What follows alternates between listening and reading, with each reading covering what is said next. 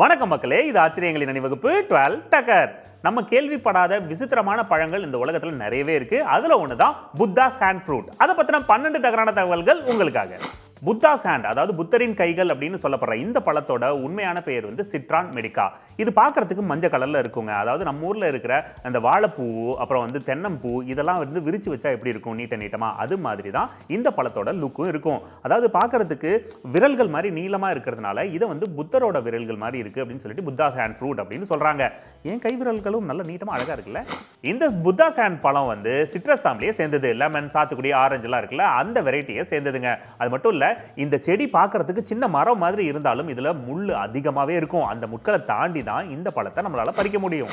இந்த Buddha's hand fruit வந்து அதிக அளவில் இந்தோனேஷியா, சைனா, ஜப்பான் இங்க இருக்கிற காடுகளில் நிறையவே விளையுதுங்க. அது மட்டும் இல்ல, இதுக்கு வந்து தண்ணி அதிக அளவில் தேவையே இல்லை. எவ்வளோ வெப்பமண்டலமா இருந்தாலுமே அது ஈஸியா முட்டி மோதி வளர்ந்துரும். எனக்கும் இந்த கோல்டு தான் ஆகாது. இந்த புத்தாஸ் ஹேண்ட் ஃப்ரூட்டோட செடி பார்த்தீங்கன்னா விதைச்சதுக்கு அப்புறம் 3லேருந்து 4 வருஷம் ஆகுங்க அது முழுசா வளர்றதுக்கு. அதுக்கப்புறம் பார்த்தீங்கன்னா அதுல பூ பூக்கும். அதுக்கப்புறம் வந்து பச்சை கலர்ல காய் காய்க்கும். அது பழுத்து மஞ்சள் கலர்ல பழமா மாறும். அதாவது வாங்கணும், தோண்டணும், கட்டணும், இவ்வளோலாம் வெயிட் பண்ண முடியாது. புத்தாஸ் ஹேண்ட் ஃப்ரூட்ல பார்த்தீங்கன்னா 2 வெரைட்டி இருக்கு. அதாவது ஒரு பழம் பார்க்கறதுக்கு விரல்கள் நீட்டிக்கிட்டு இந்த ஷேப்ல இருக்கும். இன்னொரு பழம் வந்து கை விரல்ல மடக்குனா ஒரு ஷேப் இருக்குல்ல, இந்த ஷேப்ல இருக்கும். இந்த 2 வெரைட்டியுமே இப்போ அதிக அளவில் சைனா வந்து உற்பத்தி பண்ணிட்டு இருக்காங்க. அவங்க எதை தான் விட்டாங்க? புத்தாஸ் ஹேண்ட் ஃப்ரூட் இது வந்து சிட்ரஸ் ஃபேமிலியை சேர்ந்ததுனால இதில் ஜூஸ் அதிக அளவில் கிடைக்கும். என்னதான் அந்த பழம் பெருசாக இருந்தாலும் அதில் இருக்கிற மஞ்சள் பகுதியை நம்மளால் சாப்பிட முடியாது. அதுக்குள்ளே இருக்கிற வெள்ளை பகுதியை மட்டும்தான் நம்மளால் டேஸ்ட் பண்ண முடியும். அடுத்த வாரம் சைனா போகிறேன், போய் டேஸ்ட் பண்ணி பார்க்குறேன். இந்த புத்தாஸ் ஹேண்ட் ஃப்ரூட்டில் பார்த்தீங்கன்னா வித்தியாசமான நல்ல நறுமணம் ஒன்று வருங்க. அதனால தான் சைனா வந்து இதை சாப்பிட்றதுக்கு உற்பத்தி பண்ணுறாங்களோ இல்லையோ, பர்ஃப்யூம் பண்ணுறதுக்கு அதிக அளவில் உற்பத்தி பண்ணுறாங்க. அதானே பார்த்தேன், சோழியும் குடுமையும் சும்மா ஆடுமா. இந்த புத்தாஸ் ஹேண்ட் ஃப்ரூட் வந்து ரொம்பவே வித்தியாசமான ஒரு பழங்க. இது அதிகபட்சமாக 15 இன்ச் வரைக்கும் வளரும். இது வந்து பழுக்காமல் பச்சை கலரில் இருக்கும்போது நம்ம சாப்பிட்டோம்னா இந்த உலகத்திலே ரொம்ப கசப்பான விஷயத்தை சாப்பிட்டா தான் நம்ம ஃபீல் பண்ணுவோம். அதுவே பழுத்து மஞ்சள் கலராக இருக்கும்போது நம்ம சாப்பிட்டோம்னா ரொம்ப இனிப்பாக டேஸ்ட்டாக இருக்கும். அதாவது மந்த் பீனிங்கில் நான் செழிப்பாக இருப்பேன், அதே மந்த் எண்டில் டல் அடிச்சிருவேன், அந்த மாதிரி. இந்த புத்தா ஹேண்ட் ஃப்ரூட் வந்து ரொம்ப ஸ்மெல் நல்லா இருக்கிறதுனால அதில் வந்து பர்ஃப்யூமு, ஸ்கேண்டில் இது எல்லாமே தயாரிக்கிறாங்க.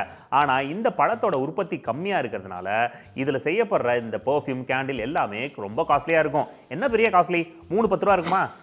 இந்த புத்தா ஹேண்ட் ஃப்ரூட் வந்து நல்லாவே சம்பாரிச்சு கொடுக்குது. எதை வச்சு சொல்கிறோம் அப்படின்னா, அந்த பழம் பழுத்ததுக்கப்புறம் அதுலேருந்து வந்து ஜாமு, ஜெல்லி அப்படின்னு ஈட்டபிள்ஸ் நிறையவே செய்கிறாங்க. அது மட்டும் இல்லைங்க, அது காயாக இருக்கும்போது அதுலேருந்து ஊறுகாயை தயாரிக்கிறாங்க.